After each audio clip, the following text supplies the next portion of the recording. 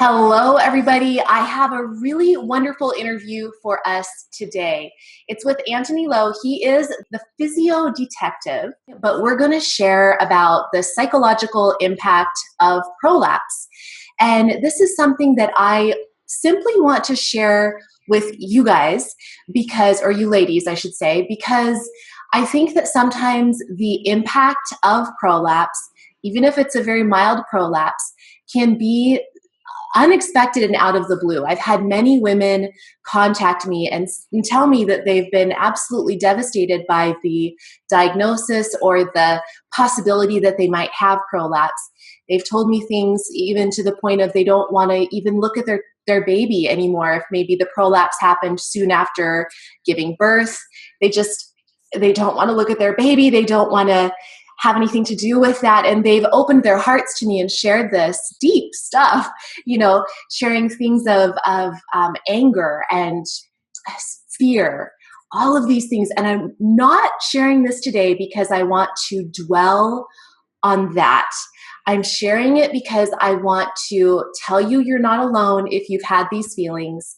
I want to explore a little bit more about maybe why these feelings come up and then talk about what we can do about it. So that is why I have Antony with me today. He has been a physiotherapist for since 1993. And did I get that right, Antony? I started studying in 93. Okay. So I've been a physio since 97.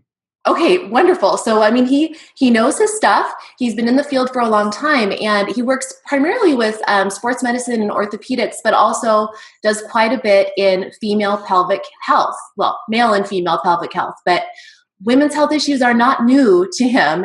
And he actually has the part of a podcast. The Physio Detective podcast was originally yours. Is that correct, Antony? So the Physio Detective podcast is mine. The Pelvic Health podcast was one of the podcasts that I co-founded, and Laurie continues to run that podcast. Perfect. I was wondering about that connection. And actually, I listened recently to a wonderful pelvic health podcast episode that I will include in the video notes. And it was one thing that really helped inspired this interview and this show today. So it was about a woman's particular journey with pelvic organ prolapse, and again, the emotional impact that it had. So again, I reached out to Antony because I know he's worked with a lot of women with this condition and can speak to the psychological impact. So I guess with that being said, can we just dive into this? Can we maybe share some stories that you have had, some stories you've heard with women who have this condition? Sure. So it sounds like one of the podcasts that you just listened to recently was the one with Haley Shevner, was it? Yes, that's the one. Yeah. So Haley's got a fantastic story and really shares her story well about just how difficult it is to be labeled with something and then not have good information to really know where to go with it. And there's so much doom and gloom about having pelvic organ prolapse. And to be honest, there's not a lot a few years ago in the research which talks about the benefits of doing exercise and the benefits of doing carrying on your activities. There's so many different things that we've got to consider when somebody has pelvic organ prolapse. Firstly, identity issues. You touched on it in your introduction, where um, you know, do you feel less of a woman? Do you feel less of a mother?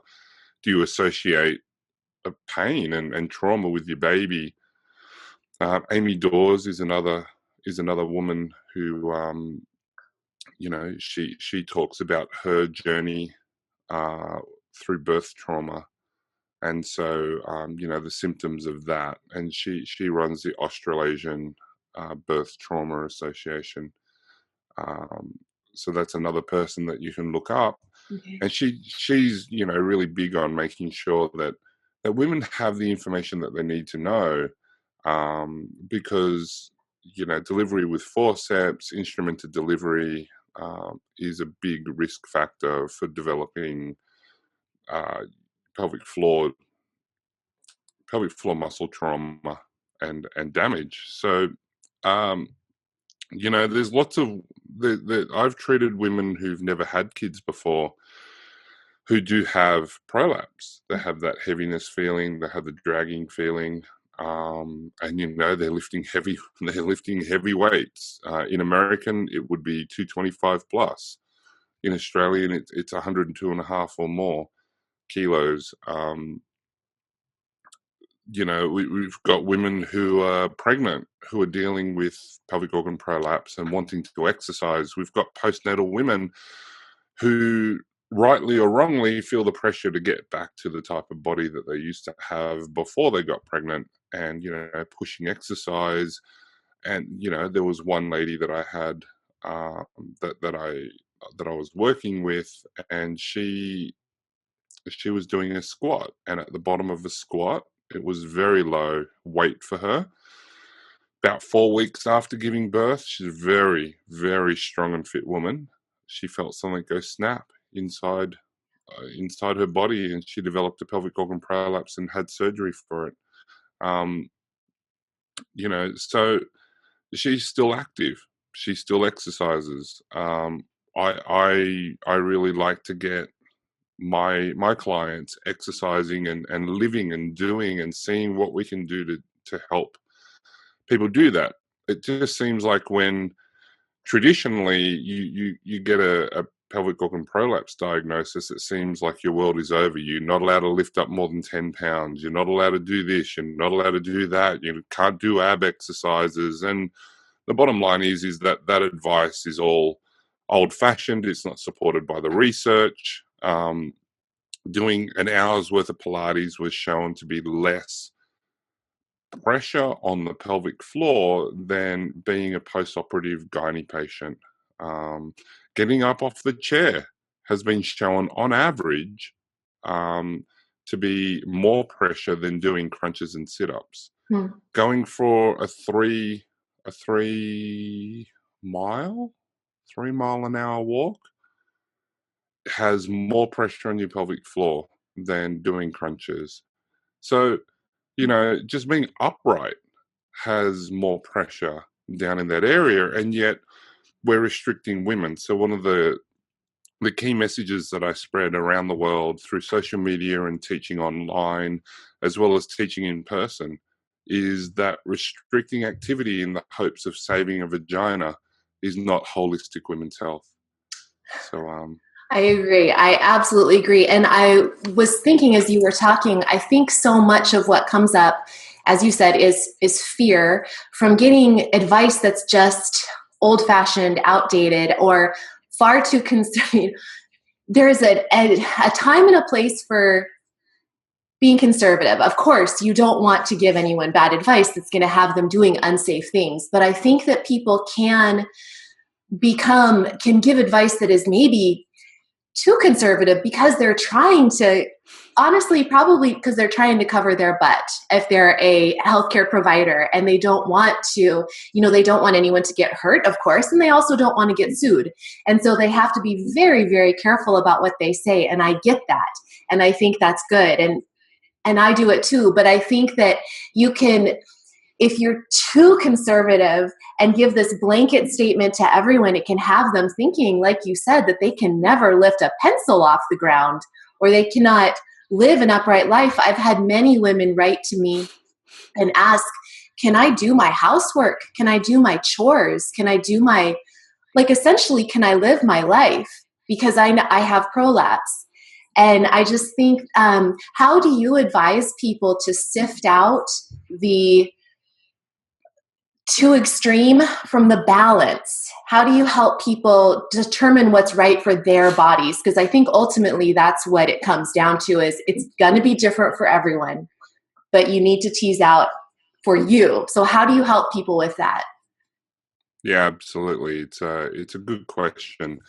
I think the main thing that we've got to do is listen to the advice. So number one, yes, there's a little bit of cover your butt going on there, but that sounds different. I cover my butt all the time, but it doesn't mean that I'm your parent, right? You're an adult woman You do the adulting, I do the provision of information because I'm a health professional. Mm-hmm. But you make the decisions. That's number one. Number two, traditionally, lots of women, lots of female physical therapists end up in women's health physical therapy because they have their own issues. Yeah. So I wonder if there's a bit of projection going on, like Mm-hmm. they've had a lot of trouble, and therefore, if they've had trouble, all of their patients must have trouble too. Now, whether this is true or not, there's no way of knowing, but it's certainly worth asking, well, what's their experience? Do they have any pelvic floor dysfunction that they're going through? And seeing if, like, I always try to declare my biases, right? Mm-hmm. So making sure that people know why I don't like something. Is it a personal thing for me? For example, running.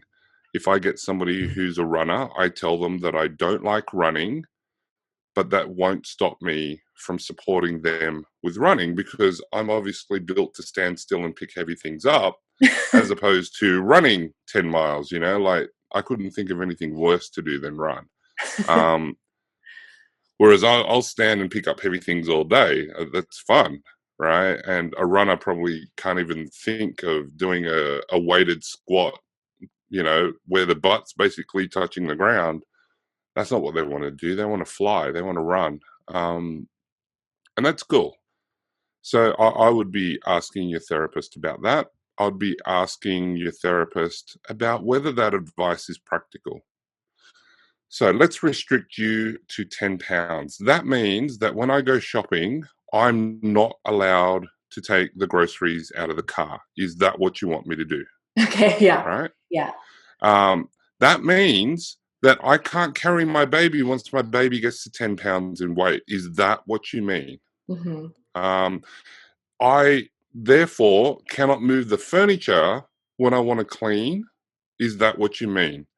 When I have a pot of water because I've just cooked pasta or, I've just cooked a beautiful big batch of soup, you're saying that I can't lift that off the stove and put it onto the cork. Is that what you mean? Mm-hmm.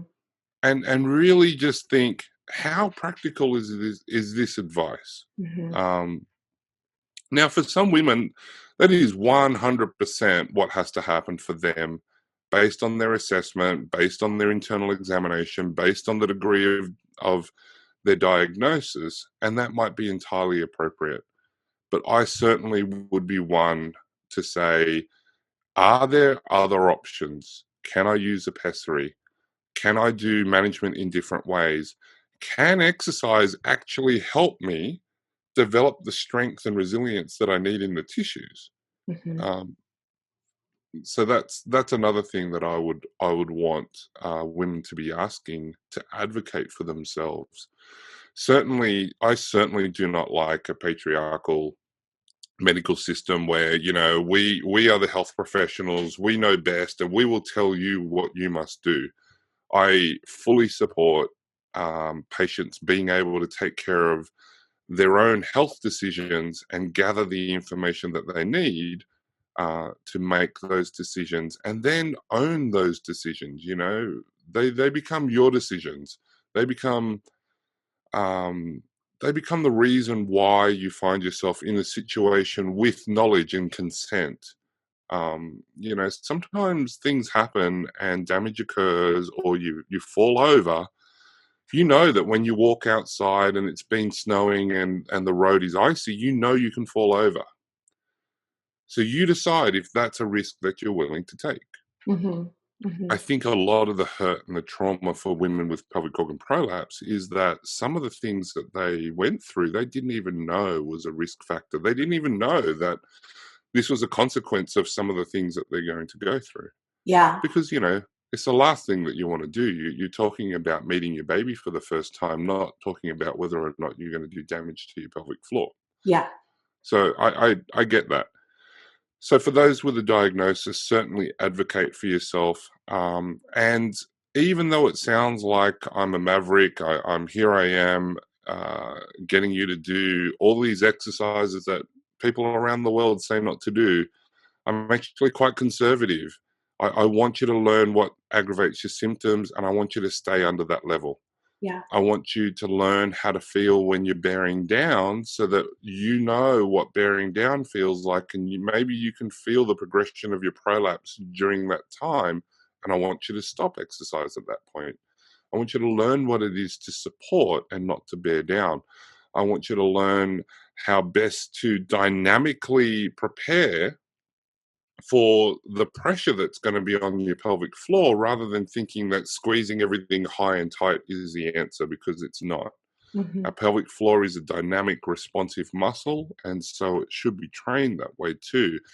Not as if, you walk around and now I'm athletic because I'm holding everything as tight as I can. There's nothing more athletic than watching somebody just move naturally.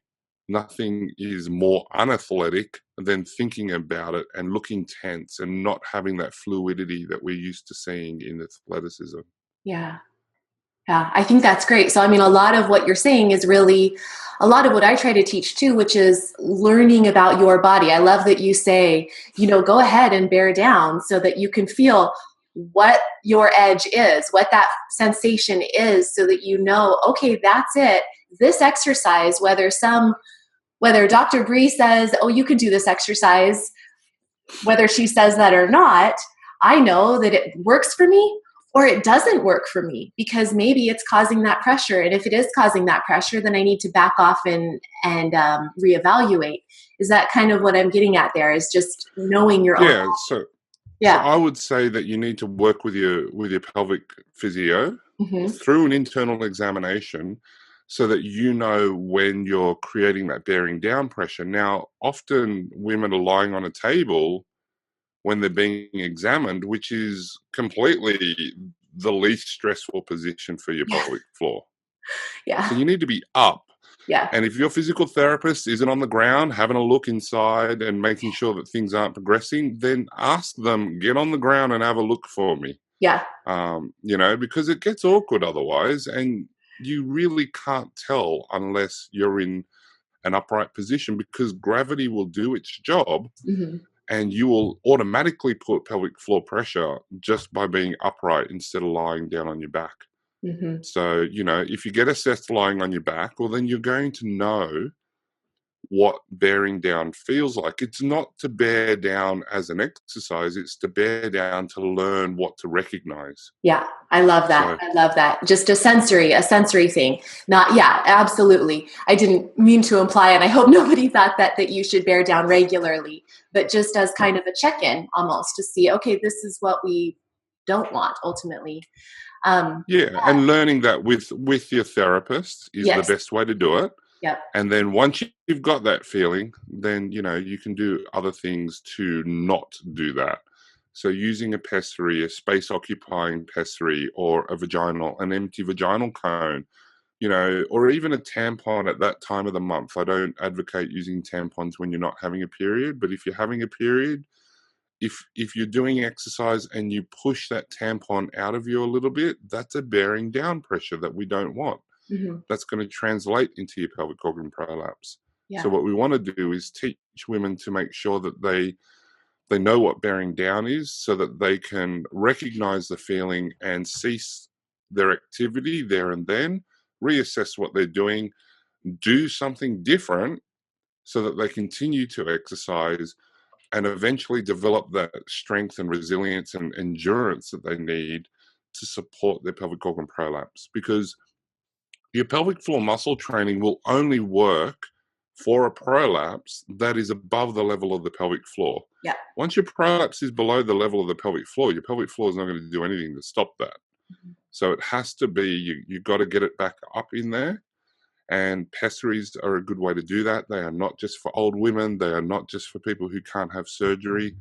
They are increasingly being used for sporting endeavors and activities of daily living to help women, uh, you know, not put that sustained stretch on those tissues, particularly in the postnatal period while you're breastfeeding, in the hopes that we might get some tissue remodeling, some changes with the hormonal changes in the postnatal period, the early postnatal period.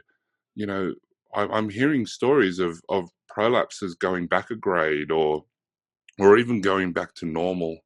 So that's really, really encouraging. So we want to do as much as we can to support that.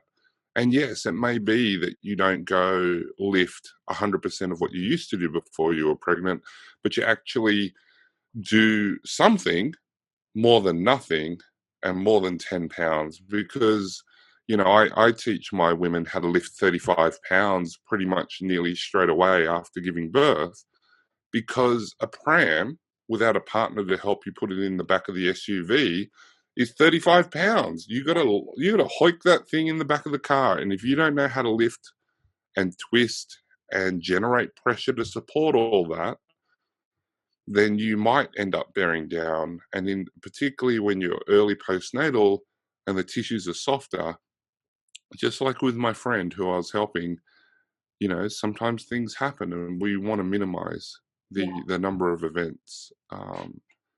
And people say, oh, it's avoidable. But you know what? There are a lot of single mothers out there. There are a lot of people that don't have their partners around during the day. There are a lot of people that can't afford to have their partners take time off. There are a lot of people that live far away from their relatives.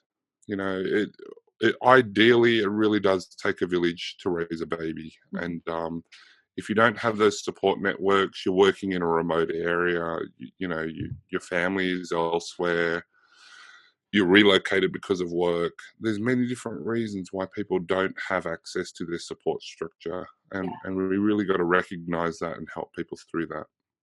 I think you touched on something that I haven't really touched on before. So that's very true, the support network idea. And I want to kind of bring it back around to mental health. And I think what you are giving is a real message of hope and empowerment. Again, get that support, get the education, learn about your body. And that way you'll be able to move, you'll be able to live your life. And that in itself is going to make your mental attitude better. I mean, we all know that movement makes us feel better. Living life the way we were designed to live life makes us feel better. And I wanted to see if you wanted to wrap up with anything on that regard, or provide any resources. I do have a support group that I don't have it. Haley, the one that I'm going to link her podcast to, I'll link that in the video notes, and I'll also link her support group, which is a very, I'm not in it, but from what I've heard, it's a very positive place, an empowering place. It's not a place where people are, they're talking about prolapse, but they're not wearing it. They're not sunk in it. They're lifting out of it, and they're working together to find solutions. So I'll link that group. I think it looks like an amazing resource. So maybe if you can wrap us up with anything else that you want to leave us with. Sure, 100%. From the mental health aspect, you are not your diagnosis. You are more than just a pelvic organ prolapse sufferer. You are more than all the labels that people want to give you and all the restrictions. Your identity is not held in your diagnosis. There is hope. You're not alone. We know that 1 in 4 women will have pelvic organ prolapse of some sort. So, nearly half of women out there have got something going on like this. So you're not alone. If you don't like the advice, or if you feel like the advice is not conservative or not tailored to you, do your best to find other people. And if you have any trouble at all, feel free to message me, because I've got networks around the world with like-minded pelvic health physical therapists who will do Skype consults, who will do Zoom consults. I do those consults as well for people who want to exercise and move forward, because they don't have anybody in the area that understands how to do that. Mm-hmm. So more and more around the world, we're getting a positive movement going. Haley's group is fantastic. I'm not allowed to be a part of it because I'm a male. It's a female group, and I'm totally okay with that. Haley's a friend, and she does keep it positive. And you are not your diagnosis, and um, you know the doom and gloom that has been sold in the past needs to move on, and that's what we're working towards. And if you ever follow Hayley on Instagram, you'll see fantastic things that she's doing with kettlebells. She's doing awesome things. I love her message. I've got quite a network of fitness professionals who are doing great things with women's health. So, um, you know, really hang in there. You have friends, you have a network, you have a community, you have support, and you've got health professionals that aren't giving you only doom and gloom and fear. And so the friends that I hang out with, we don't believe in that. Yeah. So yeah, I love it. keep searching, Keep, and stay off the Facebook groups that are, ask Hayley about some of those Facebook groups. There's some pelvic organ prolapse groups that are absolutely terrifying, and yes. you really need to be out of those groups. You need to find people that are positive and supportive and progressive Yeah. and able to support you forwards and not drag you into their suffering. Yeah. So yeah, I used to be a part of quite a few groups, and it's just so depressing because they don't want to hear the message of hope. It's almost like they want to hear other people with failures so that they can commiserate together. And to be honest, I just don't do that. I'm a health professional. My job is to help you come out of that. So Yes, yeah. exactly. Which is why, we started by sharing some of the feelings that people can have. But I really, we both, Antony and I, talked before we started this call, and we thought, well, we don't want to leave it on that note because that's not the truth of the matter. The truth of the matter is we can rise above this, whether it just means preventing progression of the condition or even reversing the condition or doing what needs to be done for your particular needs. And definitely, as Antony said, speak with a women's health physical therapist, a pelvic floor physical therapist, if that's possible. Hang out in groups like Hayley's very supportive group. Hang out on my YouTube channel, which is all about core and pelvic floor friendly fitness. That's just free on YouTube. It's not really personalized, so that's where I really empower people to be their own guru and learn about their own body and go see a physical therapist who can actually evaluate you in person. So, I will put all of the information and links that you may be interested in, and also links to Antony's work as well, in the video notes. I'll go ahead and sign off now. You want to say goodbye? Thank you very much for the opportunity, Bree, and thank you very much for having me on your YouTube channel. And I wish you all the best. And if people ever need even just a friendly support, I'm always here for people. Just send the message. It's pretty simple. That's awesome. Thank you. Wonderful. Thank you again. We'll see you guys later. Bye.